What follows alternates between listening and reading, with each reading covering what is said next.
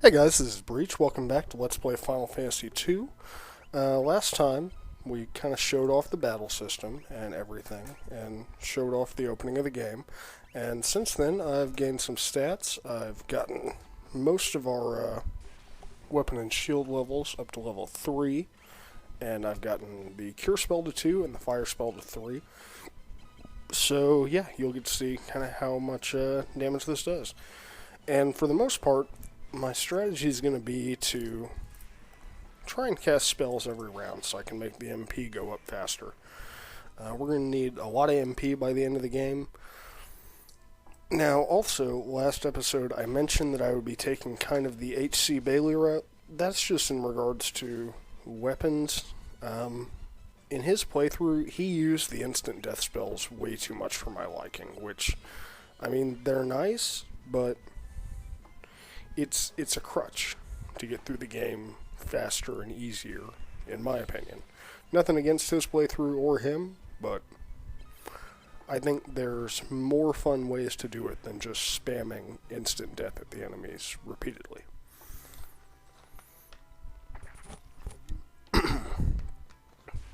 Now, for the majority of this playthrough, we will be, sticking to kind of the basics. After I get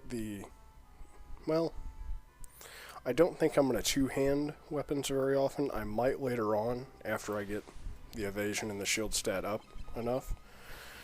But for the most part, Breach and Ash won't be two-handing. Hurricane will, though. Especially with the swords. He gets to do a lot of damage later on. And whenever I get blood swords, it gets to a point where he can heal himself faster than enemies can hurt him. So the evasion isn't as important later on. You saw there, the Hornet gave me a poison status. Now, there's two varieties of poison in this version of in this game.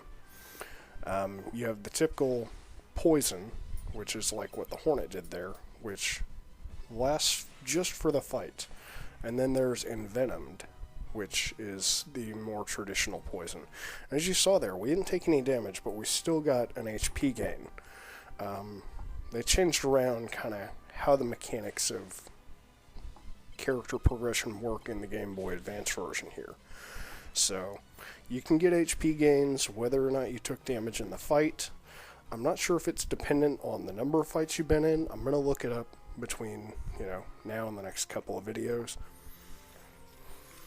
Now, the dialogue here says not to get too close to any of the guards. You just don't want to talk to them. One thing that I've done in a couple playthroughs on this is I'll get the shield stat super high so their evasion's really high and they can, dodge anything and go fight those guys and grind up my other stats off them.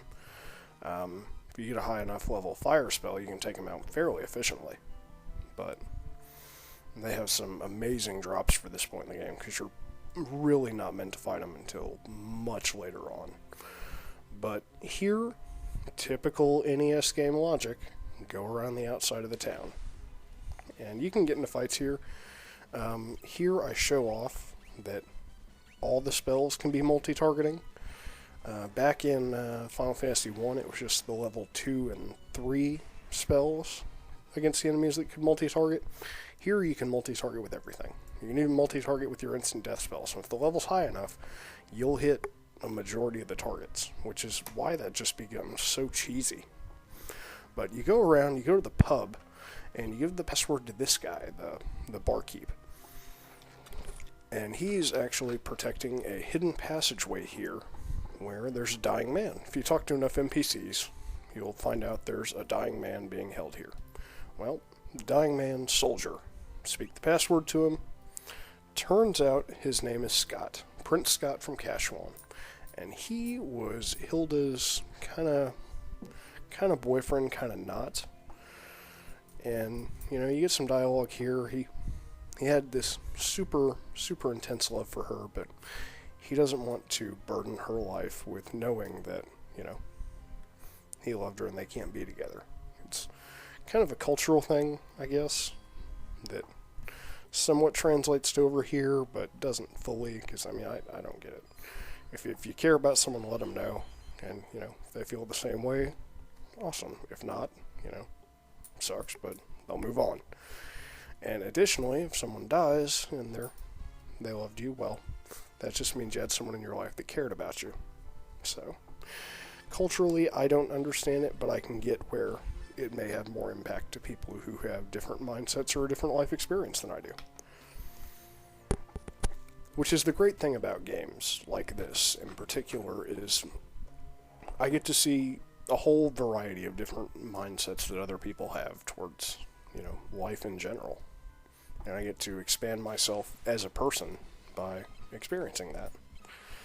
And so we met up with Scott. He gave us his ring as part of his dying breath, and we just gotta take it back now. And that's how we progress the story and finally get in with the rebels. That's all it takes, is walking on in here into the Hornet's Nest, grabbing a ring, and coming back. Yeah, the entrance exam is not too tough for these guys. When we played through Dragon Quest, the enemies had variable stats, variable HP. In this game, the enemies have variable drop rates. The goblins have a range of gold that they can drop. Sometimes you'll get a really good one, sometimes you'll get a really crappy one. So, unlike in Dragon Quest or Final Fantasy, where you could, you know, or Final Fantasy 1, where you could, you know, math out how many enemies you really need to fight of whatever kind, you can get really lucky and get most of the gold you need right away, or, you know, you might not. And you'll also notice I have the heal spell, but I'm not healing myself to full. I'm walking around at like half HP and on my characters. That's because, and it may just be a superstition of mine, but it always felt like on the NES and the PSN or the PSX Origins version that whenever you were already below half HP and you took damage, that you might get HP better. Now I know that it's coded in to where if you take more than half HP, you're supposed to get an HP level up. But superstition, I don't know. I just don't heal up because if they take enough damage, or if the enemy's AI is scripted to target a weaker character, I want to benefit from the level or the HP gain. But this game, it's like I said in the first episode, it's really the black sheep because of this level system. It took everything that people knew about the game and flipped it on its head. Now, it's a black sheep for another reason, particularly in the United States, because it didn't come over here until the PSN version, or the PlayStation version, PlayStation 1, whenever it was coupled with Final Fantasy 1 in the Origins collection. The Final Fantasy 2 that we got was actually Final Fantasy 4, and it came out on the Super Nintendo because Final Fantasy 4 was on the Super Famicom. And Square was still unsure about how RPGs would do in the Western market. Sure, Final Fantasy did great, Dragon Quest did great, but not like bet the farm on and send over all your titles. Even to this day, we don't get a majority of the Dragon Quest titles, which is just a damn shame, to be honest, because those are some amazing games. But, you know, localization, it doesn't always happen. Fortunately, we're getting Dragon Quest XI, which, when that comes out, I'm definitely going to get it on the PS4 and put some of that up, as well as Final Fantasy 15. But, we go up here, and much like you can use passwords when you're in dialogue with certain characters, you can also use items. Sometimes the only way to progress it is to use the key item, like here. Use the ring on Hilda, she recognizes it as Scott's ring, and lets us in, because we infiltrated in.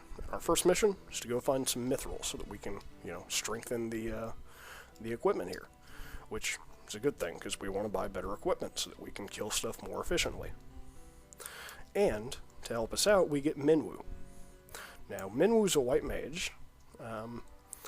You play through him for a brief part here, but you can also play him in the Soul of Rebirth, which is in this. I'm not sure if I'll do that on the channel or not. I've never played through it before. Not really a fan of it. But all the character stats in it are based on what they were in here. So it's pretty interesting. And as you see here, Minwu comes with more or less every white spell in the game. Comes with a staff and a bronze cuirass as equipment, and every white spell at pretty decent levels. One way, well, I'll get into it in the next episode because we're running out of time here. But this has been Breach. Thank you for watching. Follow me on Twitter, Patreon, and have a great day.